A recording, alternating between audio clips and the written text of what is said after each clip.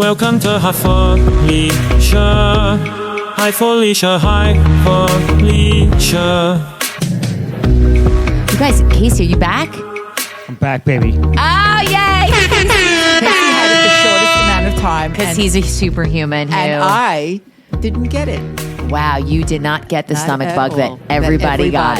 Yes. That attended a birthday party. You And were the in addition, only other one people had it. from the birthday party. You were the only one that didn't get it. But more importantly, is our man, Casey Ellis, is back. Last week was a little hectic. I had a big mess to clean up in that edit. Let me tell you. And you did it. You did it. Did you really? It was chaos. It was All right. chaos, but you Mom, did a good job. did I you- had to edit out Lennon screaming and giving Yeah. you guys the play-by-play of my sickness. I'm glad you're I back. couldn't let that out in the public. That's really great. We have a fun episode. We have a guest today zooming in. I believe she's in London. Right. Miss Lindsay Roth. Who you've known. I've known since I was 16, but she is an author, and she's got her second book coming out, which I completed and I read. And I really enjoyed it. I that's couldn't believe good. how much I enjoyed this book, nonfiction. Right. Her first book, What Pretty Girls Are Made Of, years ago when I lived in the city, that came out. That was fiction about a girl that worked in like a makeup place, which is kind of like what happened in her real life. But this is nonfiction. This book is about how she met her now husband, intertwined with questions that people should ask their partner, whether they're dating, whether they're married. But the amount of people she interviews Susie Orman, Barbara Corcoran, Dr. Mark Hyman. She interviews Justin Baldini from the fucking movie It Ends With Us.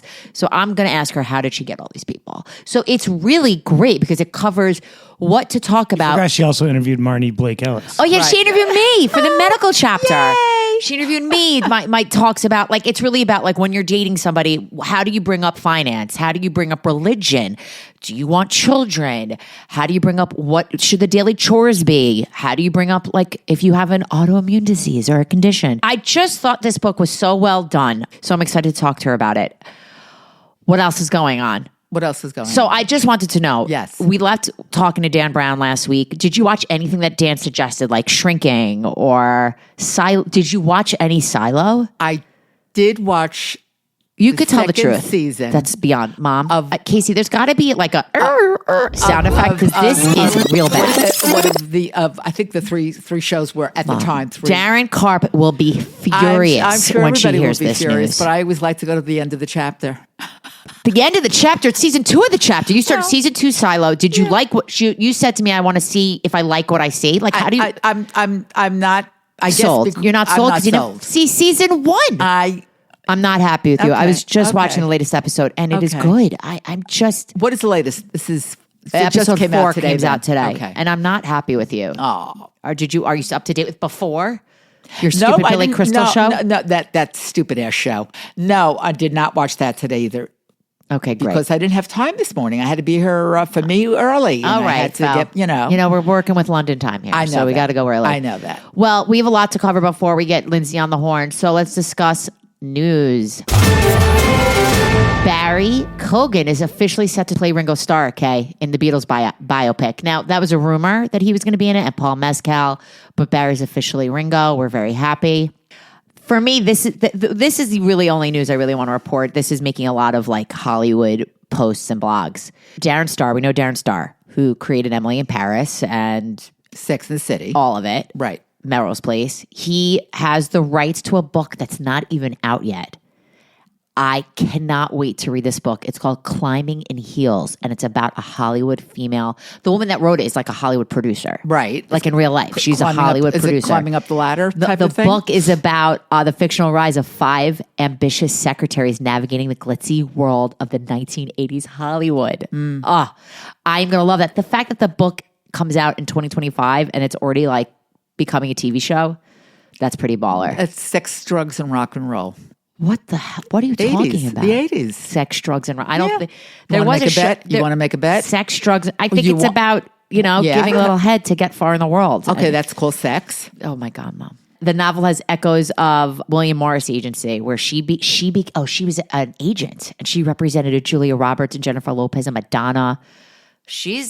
I like it because she's writing for what they say, write what you know. Right. Right. Right, what you know. Write what you know. And obviously the big news of the week is also that Moana 2 is just killed it in the box office. And Is it neck and neck with Wicked? I think it's beating Wicked. Surpassed it? Yeah, I think it surpassed it. Wow. It beat a lot. And what are your feelings about Moana 2? I'm still traumatized from what my son said, that he thought it was better than Wicked. But I will say this. I do still bring it up every day since that mention last week. I said, how do you feel now? After we listened to another round of Defying Gravity, he'll say, I don't know. So the minute this comes to TV and we have what was the expression or the concept that Dan Brown? Oh, which was very good. Recent- You like the most recent thing is what recent bias. Recent bias. 1,000% believe. Yeah, I buy that also. I just don't. Just means you've got to see Wicked again. Yeah. Oh, and by the way, so I saw Wicked again. Right. And what I want to say to those that are debating seeing again, the first time you view Wicked, you're taking it all in, and there's a lot to take in. My second viewing at 8:50 in the morning on a Sunday was what I call a study. It was research, and it was a deep dive into all the things I may have missed. Do you know what I mean, Mom? Yes. All the little nuances you've missed. And I was able to go to the bathroom once. The first time I didn't go. I could see it again, but I don't feel the need as much. Like, I couldn't get it out of my head until I saw it again. I saw it again. Now it's not living rent-free so much in my head as much as it was 2 weeks ago. I'll happily see it for a third time if anyone has, time to go see it. Since you've seen it a second time, was the scene where her mother has that the intimate affair with that man who you really never see. Did it look a little clearer as to what my thinking was? What I don't want to give it. I guess the Wicked story's out. The book is out. Like, it's out. It is. I don't remember this. It's the Wizard. It is. Okay, that is true. Okay. And by the way, I have purchased the book. I'm waiting for it to arrive. All right, let's go to Uncircumcised Gems. I watched a lot of goddamn movies because I was so sick. First of all, Dan Brown did ask that I mention that he did make a mistake. He mentioned that Greg Kinnear was in The Substance, that Demi Moore movie, but it wasn't. It was Dennis Quaid. Oh, who's much older than... Is he? Yes. Yeah? Much older than Greg Kinnear? Yeah. So, much. Felicia, do you have plans today? Sort of. What are the sort of plans? When I'm done with you, I have to call Sue Ellen and see if she's available, possibly to meet for lunch. She might have a conflicting. And tonight, there's some stuff going on at the clubhouse. What's going on at the clubhouse? Well, the bar opens and you know. Well, I was going to make a suggestion, Mom. Yes. That you should sit here and watch the film that I watched. Casey had also watched it. We watched it separately because he was sick at the time.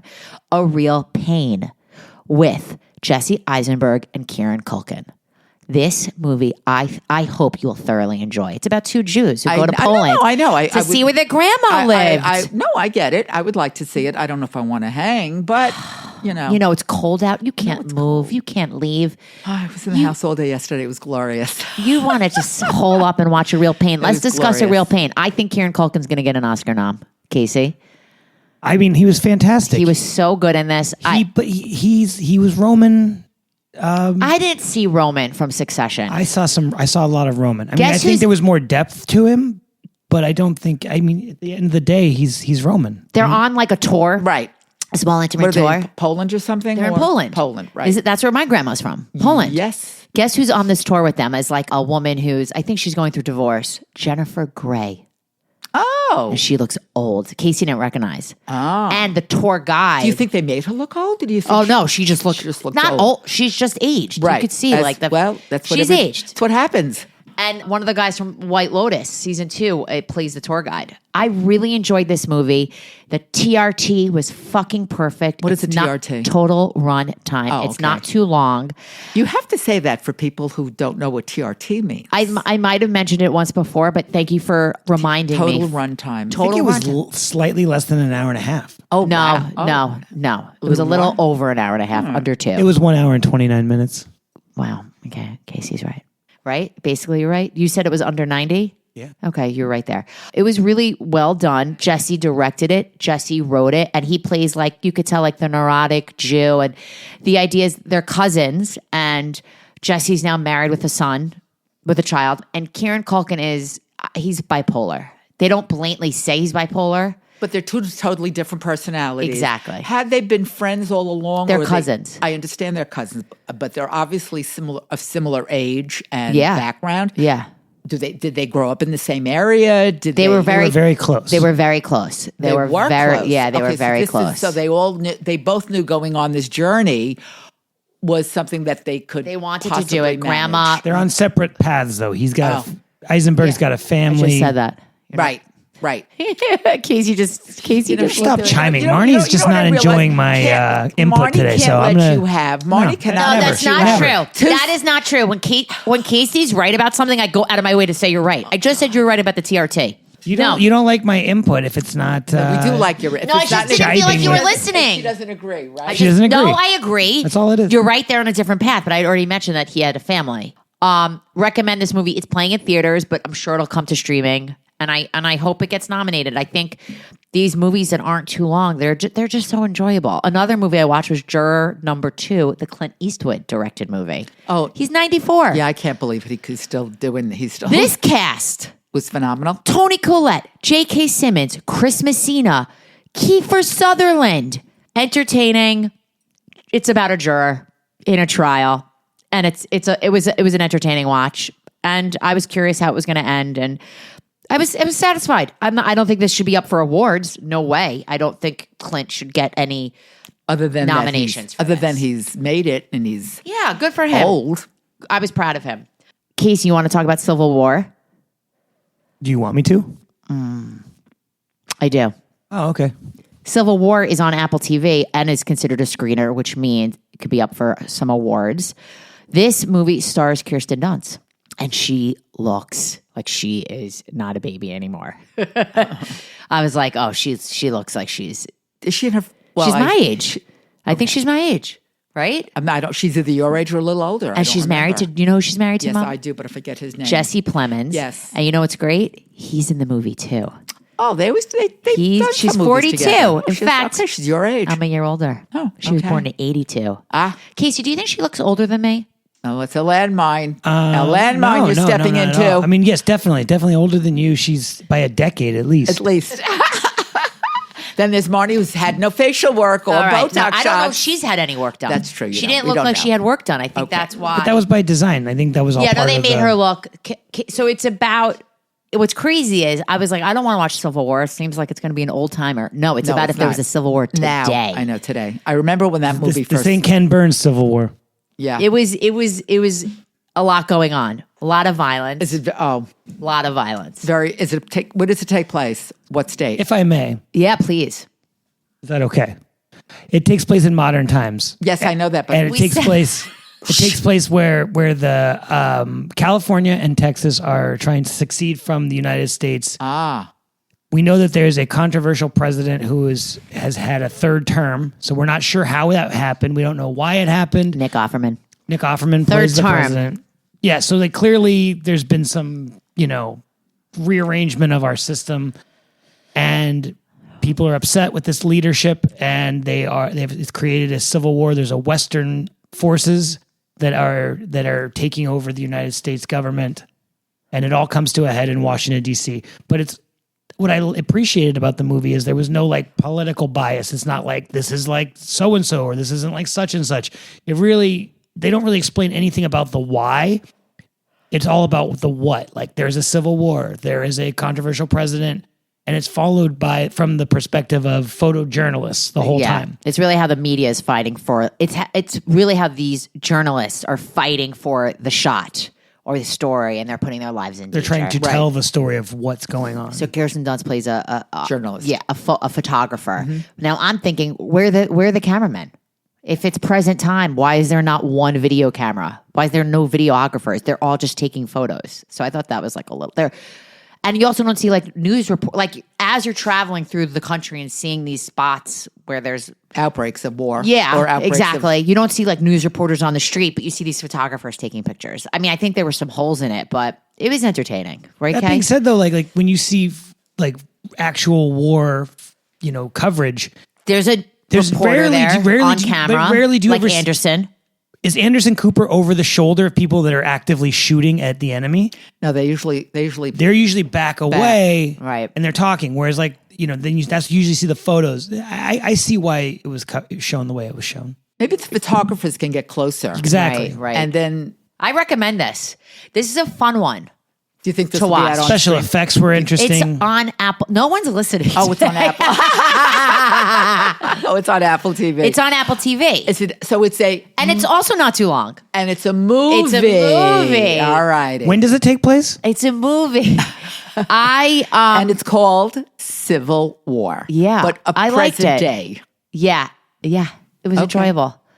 Mom, did you ever see Sex Life of College Girls? No. I started. It's my new slow binge, and I'm enjoying it. I'm only on episode 3. The second season is currently And it's not on. a reality show. No, and it's Mindy Kaling, Right. who is the creator, the writer. So it's episodic. It's look at you, Felicia, and they're not long. They're like a half hour. Renee Rapp is in it. Remember Renee Rapp, who was in Legally Blonde and Mean Girls? Yes. And I believe she's not in season 2 because she's like so famous now. She's got a great voice. She does have a great voice, but this show is funny.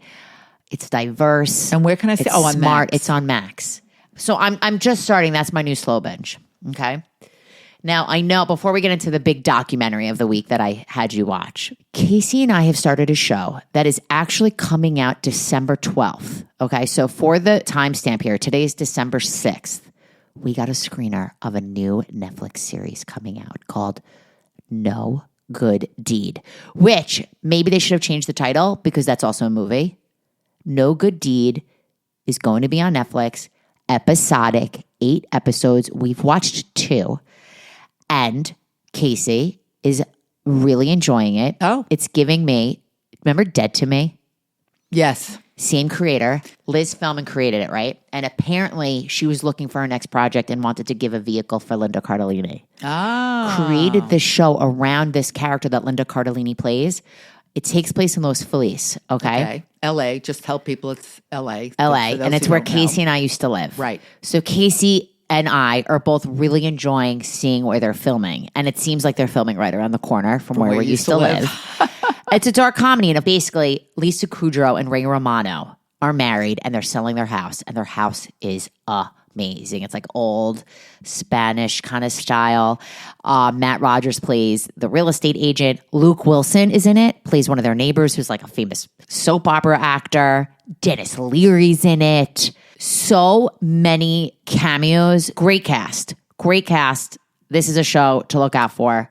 And it's called No Good Deed. Casey? So far, what I'm appreciating about it is that it's one of these things where you know that there's secrets. They're slowly trickling it out, but not in an annoying way where you're like, just get to the point. Let me know what happened.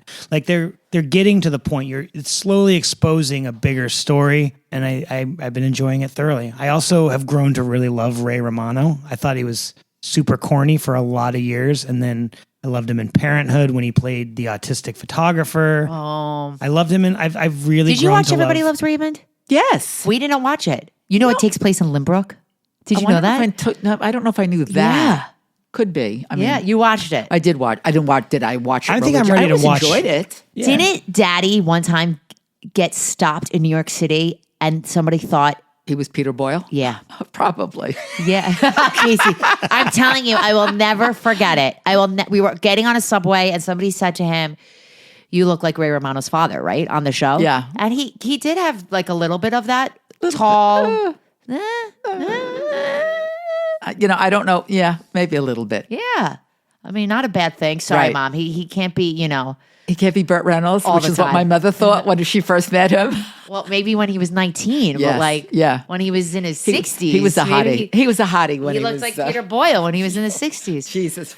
But then So- again, Burt So you Reynolds liked- looked like shit also when he got older. It Did you like Everybody Loves Raymond? was very enjoyable. Yes, very enjoyable. Do you think we could do that binge with Lennon? Because we're Oh, doing absolutely. We can? Oh, he would love it. Everybody Loves Raymond. He would love. there are some kids involved. Oh, okay. Yeah, I mean, he's loving young Sheldon. right. We're loving I mean, young Sheldon. Give it a shot. If he doesn't like it, it's nothing wasted. Well, we're going to finish young Sheldon Right. first. We keep in order here. right. Did you tell him that you've met young Sheldon? Oh, I did, and I showed him the photo of when I met young Sheldon. And what's the funny is, did you show him the photo of when you met Sheldon when he was older? I didn't show him the photo of me and Jim Parsons. Right.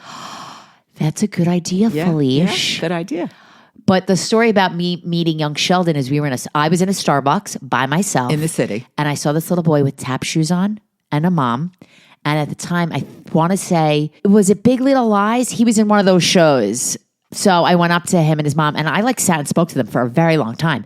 His father played King Richard in Hamilton. He's a big theater actor, huge theater actor.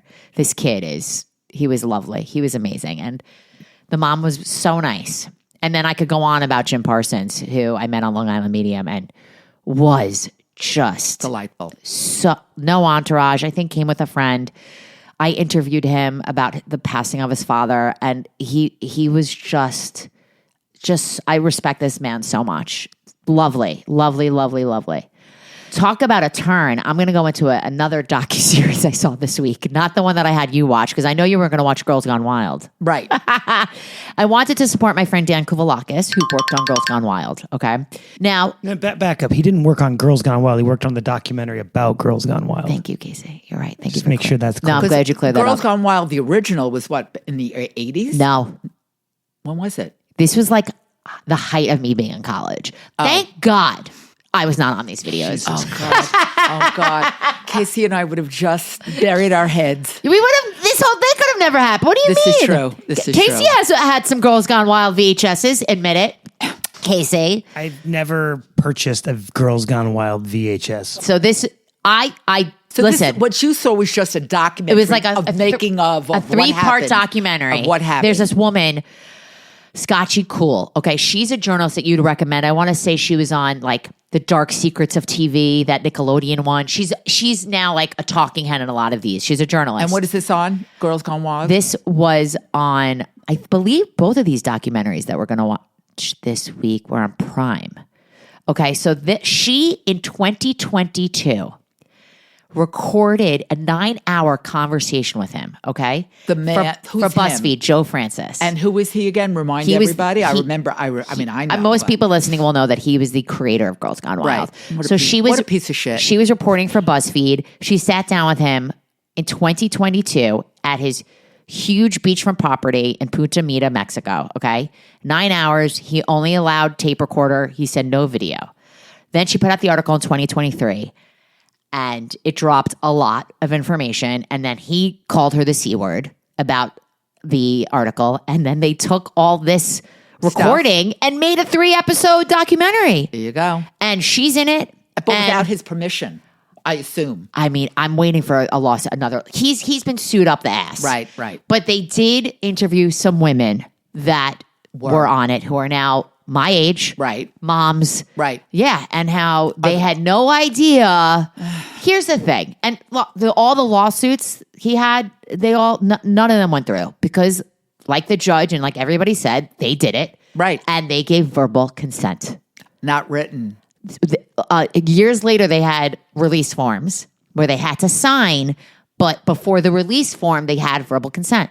Did they tape the people giving verbal consent? Yeah. Because they did. Okay. They did. But like one woman. But I think these girls were so dumb. One girl was like, I didn't know that like they were going to use my image for like the cover of the VHS. Wow. You're signing your life away, girls. You are. But the reason why Girls Gone Wild folded and like went down wasn't because of like the fact that it was completely like. Salacious. It was because he lost all of his money in lawsuits against Steve Wynn. Steve Wynn was trying to take him down because he owed millions of dollars from gambling shit in Vegas. Got it. But he is definitely a D-bag. Yes. He is awful. He married a young girl who he met with a reality show that he like produced about like the hottest girl ever.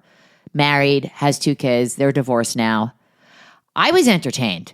Everybody's blurred in this. All the boobies, all the faces. That's funny. Everyone is blurred.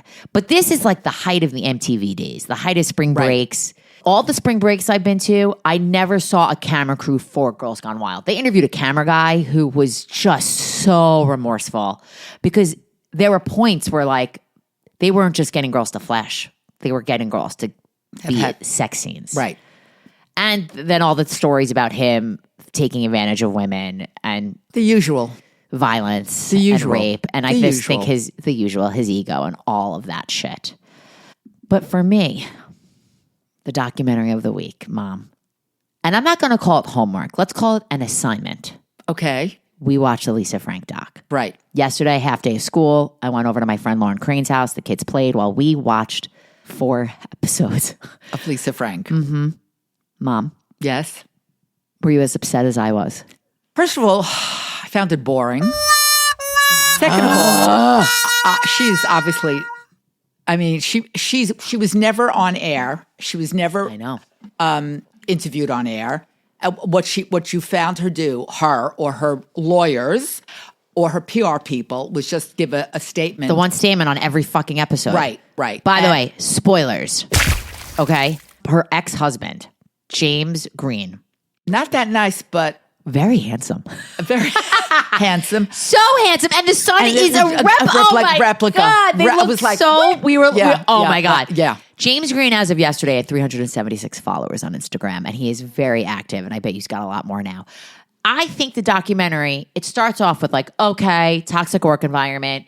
It's the 90s. Sure. Everybody's working hard. I mean, everyone's getting treated like shit. Right. So I kept thinking like, all right, I need the big story to drop. Then we meet the ex-husband, James Green. I'm like, oh, he's maybe the asshole. No. For me, it completely changed. He pushed the business, but she Episode 3, and I'm like, oh my God, she is an awful person. Yes, she's an awful person. And when you hear about the recent collabs that she's doing with these people, the makeup people, that poor company Glamour Dolls. Right. Do you remember that? No, not at all. And I'll tell you why. Okay. Because that, I believe, was, not long ago. And that was really geared towards young girls. Like, what a perfect makeup line for girls who were 12. Like she said, instead of... It was $5, Right. Instead of Sephora and Lisa dropping. Frank, what I think is maybe one of the worst people to work for. So now what I'm curious about now is she's now coming out with, there's new collabs. Like, I'm dying to know what new companies that are working with say about her. These people who are going to, if they're going to collab, you better have a real good goddamn contract and lawyer. Well, she must. She has, but they have to have it. I know. It was very upsetting. Maybe that's why I didn't sleep well. I was very upset. She probably collabs with kids who are influencers or kids who are dying to make it and taking advantage. There's a story where she makes this guy that they're trying to work with her, and he's Greek. And she demands that he takes her to Greece. By the way, that hotel they stayed at, Hotel Britannia, is where I stayed. Stop. Really? And she claims it's a business trip, and she brings her son, the other son that talks to her still. And it is. And he's like, I was her assistant. I was her driver. I was her planner. He did everything. And they lost almost $1 million. Right. I recommend this documentary. Now, I might have spoiled it, but watch it. We were raised on Lisa Frank. Raised on her. And I cannot believe the shit that she is. I'm very upset. She is a shit. She is. And you know what's even funnier? Did you catch where she was raised? Bloomfield Hills. Oh, yes. Michigan. Yes. I wonder if the girls knew that. I'll ask. All the Michigan girls are flying in today. Right. I wonder if they... And I bet... They didn't mention once. I bet you she's Jewish. Did you think she's Jewish? She's Jewish. I kind of thought so. In my... So she came in wealthy. Short's her name, but... And it was... beginnings were her idea. Yeah, but I'm Team James, man. I'm Team James. And he's putting out some nice artwork now. I can't believe you were bored. I was bored. I was waiting for something a little... I was waiting for tax evasion. Well, maybe tax evasion. I was waiting for... I was waiting for something as well. Yeah, for sexual misconduct. Yep. I mean, I guess I think maybe then you could just watch episode 3 and 4. I don't know. Yeah, I mean, I don't know how... I don't think episode 1 I don't know how many... people know who Lisa Frank is other than some girls your age. No, it seems like there's shit now on TikTok about her, and it's happening. Okay. So I know you were heavy into it, all the stickers and folders and all the paraphernalia that went with it. All right. Spent a lot of money. You did spend a lot of money. But you know what's funny? It was all school supply shit, like the folders and the binders. Yeah. And when you think about it, that shit didn't cost a lot of money, so they really had to mass produce. Right, yes. So, guys, I think it's time. Lindsay Jill Roth, she is an award-winning television and live events producer, and she's created and developed a wide variety of programming globally. She's all over, and she worked on Larry King. She worked with Haley Duff, and she's... Hillary Duff. No, Mom. Hillary's sister, Haley. Oh, the Hillary and Haley. And her new book is Romances and Practicalities. And I read it, and I want to get her on. Lindsay, hi. Hi, guys. I love this operation. It's like family business, 2020, almost 5 here. Thank you. You're in London. I'm in London. It's dark out. It's evening. It's moody. Perfect for us. I want to let everyone know how we met each other. We were 16 and we attended Boston University Theater Institute, aka Booty. And we stayed in touch. Like, do you remember how this happened? So it's so funny because I was thinking about this today. I remember we came home from the summer and we didn't drive, nothing. And we wanted to get together. So our parents drove us to Roosevelt Field Mall. Do you remember this? No. No, Felicia? I don't remember. Felicia, do you remember this? No. Yeah. Because we needed you guys to transport us. Then there was no Uber. Right. And we got together. And I think because we were instant friends, but we shared so many of the same interests and we wanted to do similar things with our lives. And we were both girls who wanted to just help each other, not be nasty to each other. I feel like that's what always kept us in touch. And we had this love of like, this was the summer we both didn't go to sleepaway camp. And I think that was like a connection as well. I mean, at least I remember that for me. That was like a big deal for me. I wasn't homesick. I was camp sick. We were both camp sick. But I always say, like, I might have missed the last summer of Camp Akiba being opened, but I would have never met you if that didn't happen. So it was meant to be. It was meant to be. And now you're an author and you're absolutely killing it. And I would love, like, I went on how much I loved your book. Romances You're and Practicalities. You're not biased at all. But honestly, I actually liked it better than your other book. And I'm full transparency, Lindsay. I really enjoyed this book. Now, some questions for you. When does the book come out? When can people buy this book? So it officially comes out January 28th, but pre-sales are so key for the success of a book. So if you hear this podcast and you feel like I need this, please pre-order it. It would help me out so much. And you can always leave a review and tell every person you've ever met about it because it's a great book. I'm really proud of it. I need to know the following. I was telling my mom, you have some big hitters in this book that you meet with, you interview. Justin Baldini, Susie Orman, Barbara Corcoran, and the list goes on.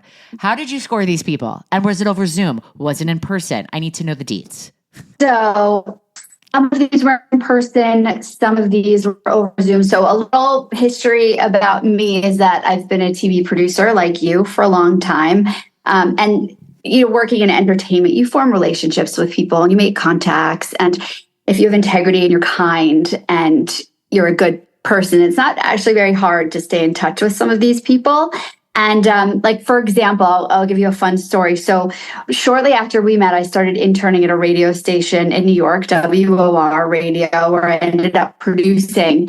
And Barbara Corcoran had a show on the network and she was on all the time. And there were times when I filled in as her producer and I always stayed in touch with her loosely, nothing over the top. And I was getting ready to start writing the proposal for this book. And I ran into her on the street and I was like, this is my moment. And I took that moment to be like, Barbara, it's been a long time. How are you? By the way, I'm doing this thing. When I'm ready, I'm going to reach out to you because I would love your perspective. And she was like, great, do it. Do you have Emily, my assistant's information? And she re-gave it to me. And that was one of those things where it was the right place, the right time, but also I didn't miss a moment. You know what I mean? Good for you. So, and then certain people I just reached out to, whether it was finding their emails or email addresses, like Emily Morse is an incredible sex therapist. And I was determined to have her as one of the sex therapists in my book. And I just sought her out and I honed my pitch for this book. And I referenced some things that I thought might be really interesting to her and I reached out and she responded. So I threw caution to the wind for some of these people. And look, Justin Baldoni, I've known for many years. So he was an easy match. How? He and I met in LA, I don't know, maybe 15 years ago when a friend of mine had twice actually, a friend of mine had on eBay bought like lounge chairs and lounge equipment and it happened to be from him. He was known at that point, right? Oh my God. And then re-met him a few years later at a very small dinner at another friend's house in LA. And again, he wasn't the Justin Baldoni that we all know today, but he was doing great stuff. He was making films and he was working really hard and hustling. And then he went into self-help space too. So I was like, I need a male perspective. Did you know he's like his whole thing is that men could share their feelings. You know what we're talking about, right, Mom? Yes. Yeah. From It Ends With Us. Right. Big deal. No, I know. In your book, you reference Cruel Intentions. You reference Sex in the City. What are your top shows? And like, what are you watching now? So what am I watching now? So I'm wondering if you've seen the show, because we recently finished it. It's literally one of my favorites of the year.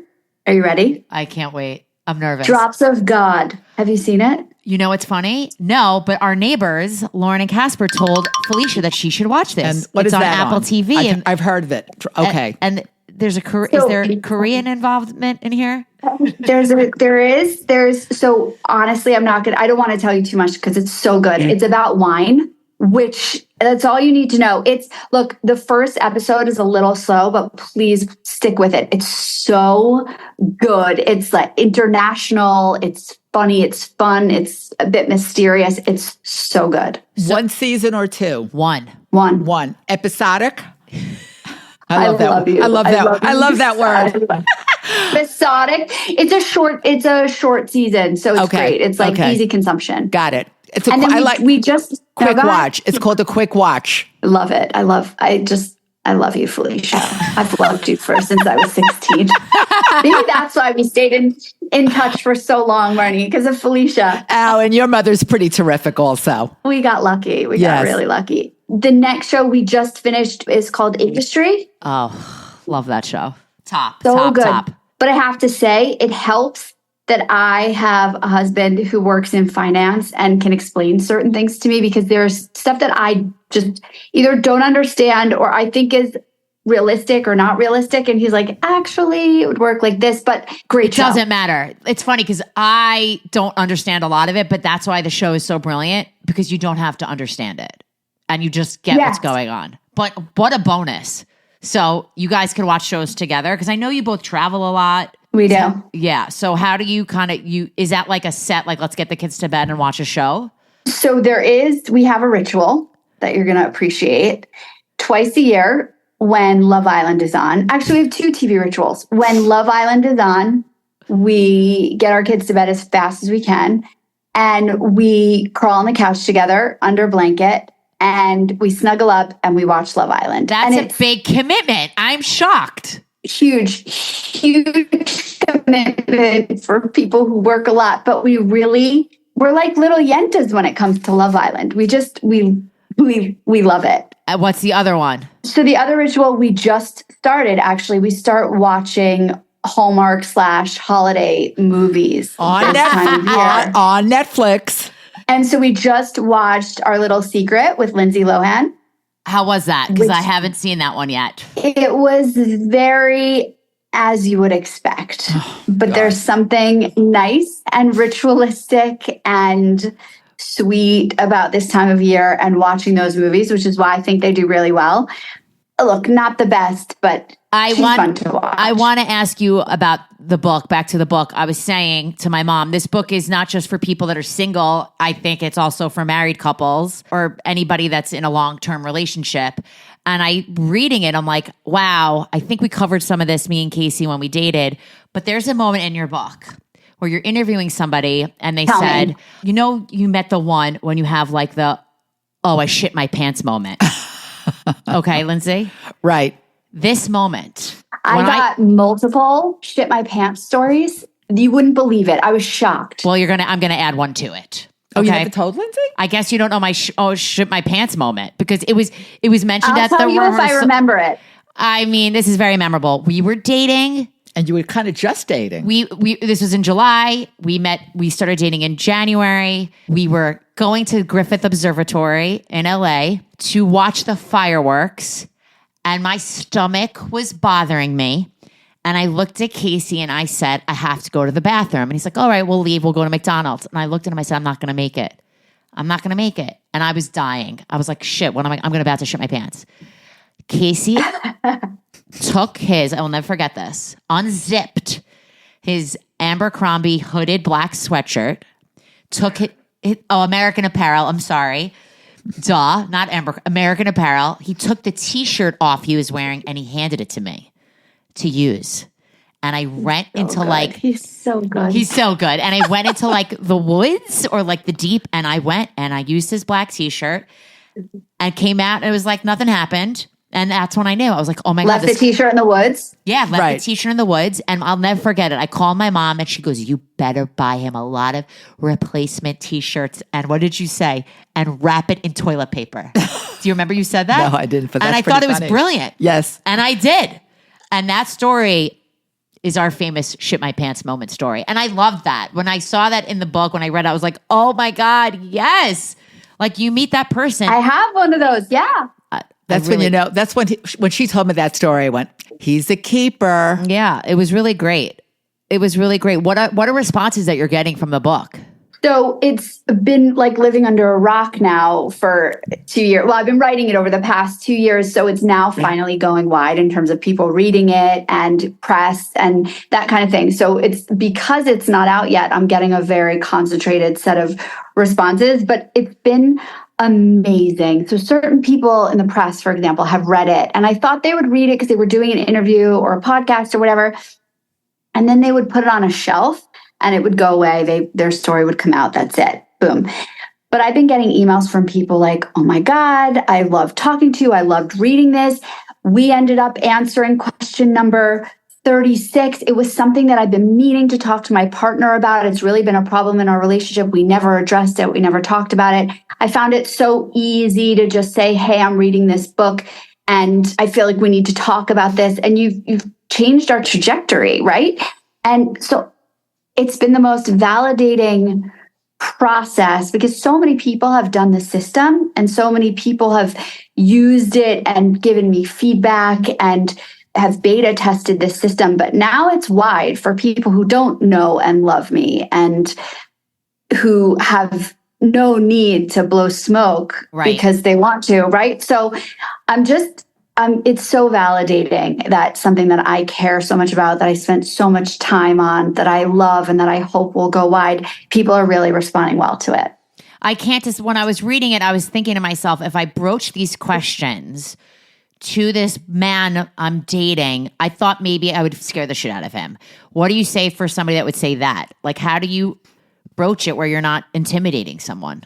So yeah, I'll give you just a little bit of info or your listeners on how the book works. So the book is really two things. It's a bit memoir meets self-help. Right. So it's my story. So it's a great beach read, going all the way through with a system that I created for people to have healthy, lasting love. And it's questions based, but I'm not just giving you questions to ask. There are so many different on-ramps throughout the book to get you to feel comfortable with yourself or with a potential partner to ask some of these questions. And it's broken down into sections that I felt were really important. So whether it's pets or family and in-laws or money, careers, all different things and elements that I think you should feel comfortable talking to a potential partner about. Look, if you can talk to a potential partner about anything and everything, you're setting yourself up for success. You can't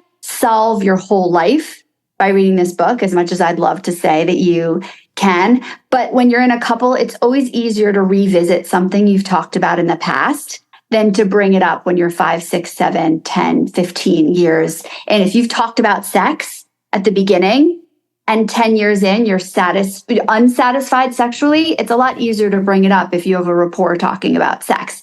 So to go back to your question, there are many different ways that you can approach this. And the book shows you how. There are questions that you can ask that seem harmless, but that allow you to understand a lot about someone. How do you feel about pets and animals? Well, I got to tell you, if that one of our issues is pets. And I knew Casey had a cat, but I loved him so much. I was so like, I love this guy, who cares? But the cat, unfortunately, has become like, the cat's still in our lives. Like the cat is still alive. And I feel bad because Casey, it's his animal. I will say this, Val. You said when he moved to New York. Yes. Casey moved without his cat. That's so rude. Because Marnie gave him, you can't bring the cat when he was first moving here. Right. And then after 90 days, Felicia's like, that's so rude. Tell Casey to bring, he's got to get the cat here. I felt really bad. I He said, tell lived him his to whole bring the life here. cat. Get him Yeah. to bring the cat. And the cat is like the bane of my existence. But I feel bad. But Kay. Lennon I'm loves sorry, the cat. Casey. Lennon So loves the basically, cat. the point is you should both read this book and have Felicia advising you. Have Felicia advise. That ship has sailed. Doors closed. She's a podcaster now. Well, Lennon loves the cat. So Lennon loves the cat the has cat. become a thing. But yeah, But here's the thing. When you talk to someone about pets, you learn about how they nurture, how they take care of people. You're right. You learn about their childhood, right? Yeah. you Casey had learn, a lot of animals growing up. You're absolutely right. and it's an innocuous way in to learning about someone. So I was on a podcast recently. It's not out yet. And the guy was like, hey, can we ask and answer some of these questions with each other and see what happens? And I was like, yes, of course. And he gave me a number and I just picked that question out. And one of them Really was quick, explain at the end of the book, she lists all the questions. There's what, 200 or 250? 250 questions. Jesus Christ. That is not to scare the shit out of you. Yeah. That is to give you a really comprehensive understanding of things that you should have an opinion about so that you can be a better partner. Right. So, for example, this question was, which do you prefer, laundry or dishes? And it's a nothing question when you just read it out like that. But we started discussing laundry and dishes. And by the end of this one question, I learned about his college roommates and names he would get called because he left dishes in the sink, to how he likes to fold laundry but not put the laundry away. And he learned about some of my idiosyncrasies. And it's a simple question. If you're talking to someone who's willing to go there with you, think about how much you can learn about that person. That's a great point. Felicia, do you wish you had any of these questions? I never asked. First of all, the thought of asking 700 years ago, the man I was going to marry, any of those questions, out of the question. And I wish I had, and I wish you could then. We just felt really But uptight. this is very, I feel uptight. like this is a very present moment TikTok generation. Yeah, because It is. yeah. Hey, look, I'll tell you, Marnie and I grew up in our dating lives with like the rules, and he's just not that into you. And Marnie, the beauty of us knowing each other since we were 16 is that I know your stories. I know what you went through. I know those ups and downs. We had nights out together. You know mine. And I got to a point where I was losing myself because I wasn't sure who I needed to be. I wanted it so bad. I was like the last one standing in my mind in terms of, I'd been to your wedding years before I got married, right? And I was afraid, and professionally, I'm opinionated. I have thoughts. I'm creative. I'm forward. Personally, I don't know. I had no confidence there. So I was retreating into who I was. So I created a tool that I needed to understand who I was, to be a better partner, to really look, I love myself and I am with someone who I can be 1000% myself with. And I realized that if I had someone to guide me or just give me a little bit of confidence in be who you are, don't have silly non-negotiables, understand what they are and figure out, what your shit is, what their shit is, how your childhood plays into this, then I was setting myself up to be a good partner. And I want to help do that for other people. I mean, life is hard. Life is hard. It's hard to have kids with someone who you can't even ask simple questions about. Right. Can you imagine going through that? No, the key, the one word that you get from this book is communication. Communication is the most important thing. And I will say, I do believe Casey and I communicate. And sometimes maybe Casey, do we over communicate sometimes? We over discuss things, which is great. What a gift. What a gift to be able to communicate with somebody. That is like the one word that I would take away from this book. But it's great. Does Lennon see you guys communicating and over communicating like that? I think so. I think Lennon sees it. Right, Casey? Would you say Lennon sees it? Yeah, Lennon sees it. We talk about our feelings. We do. But that's great because a lot of people's childhoods are a default to who they become, right? Right. And my dad never spoke about his feelings. Right? Barry never spoke about anything. Never. No. Never. Yeah. This is He amazing. thought Marnie talked too much. When I cried during the vows, during the wedding, he elbowed you and goes, "Why is she crying?" He's just like, a man oh my who's just God. really Looking back, it's kind of funny. Oh my God. Lindsay, where can people find you on social media? They can find me at Lindsay Jill Roth all over the place. And please, I love to hear from people. So reach out, say hi, tell me what you like, tell me what questions work for you. I want you to be part of our last segment is called Bye Felicia. Bye, Felicia. Where we talk about what's coming on. By the way, we spoke about the Lisa Frank doc. Did you? I can't wait to listen because I had so many of her stickers growing up. I know. They were currency at camp. I mean, if you had those earlies. Currency at camp. I am not happy with Lisa Frank. That's all I'm going to say. Listen Oh my to the God. pod. Yeah, it's a. You're not going to be happy either. You're not going to be happy. But it was a watch. It's a good watch. She was bored What at about- first. I was bored. What about the Martha Stewart doc? Have We you loved, seen that? of Yes. course. We loved. That I liked. We loved. Did you hear about Jamie Foxx coming out with a special on December 10th? Is it a comedy special? It's called And What in it- What Had Happened Was. Right. Will he drop P. Diddy's name in this? Absolutely. I believe he will. It's talking about what happened to him, with his whole medical when he got issues. sick? Yeah. Yeah. Interesting. I I'd be know. curious to watch that. That I would watch. Would you watch a holiday movie if Jason Bateman was in it and Tom Holland called Carry On? That your carry on the plane? Maybe. I mean, Gavin and I would clearly watch that, obviously. Yeah, I think we should watch that. Is this, when you say holiday, Hallmark? No, okay. no, Okay, no, okay. no. Jason Bateman is not doing a Hallmark movie. By the way, I did love Hallmark movies, but now I'm into, I don't have to tell you what I'm into, right? She loves that. She loves the that's why I think you should try Drops of God, because you're not the Yes. first person to tell us this. All right. I think we should add that to the list. Come Definitely. on. Please, and I need a full report because I really loved it. And How- that's Apple TV. Okay, easy. Apple TV has got a lot of content on it. Okay. Paul Mescal is hosting SNL this weekend. We're big fans of Paul Mescal. Okay. Lindsay, I have to ask you, because all my listeners know that you're best friends with Meghan Markle because you were featured on Harry and Meghan. Now, I can't tell you how many people, when I told them you were going to be on the show, that said to me, well, ask her about Meghan. And my response was, do you want to know what my response was? Yes. Lindsay probably signed an NDA and she'll probably say, Meghan's great. What could you possibly say about Meghan? I mean, it's ridiculous. It's do people think you're going to tell us some fucking intel that nobody knows? What's your answer? Just what you said. Megan's great. Can you answer this? Do you still talk to Meghan? I'm flying to Montecito on Monday.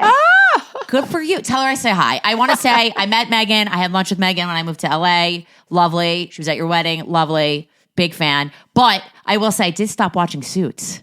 It was a little That had nothing to do with Meghan. No, Just in general. no. I felt like it was the same thing. I was binging it and I was like, all right, I get it. What do you think about the Suits reboot?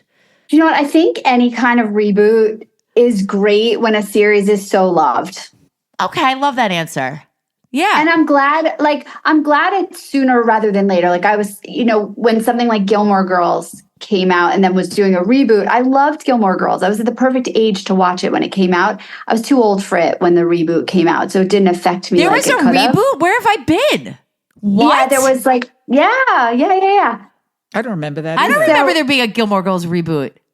Yeah, a few years ago. Wow. So, I just added to your TV list, but I think it's great. I think the networks, I think they're being smart. Amazing. Lindsay, thank you for joining us. Thanks, Thank Lindsay. you for having me. Bye, Felicia. Bye, Lindsay. Bye, Marnie. Bye, Lindsay. Bye Felicia, bye Felicia.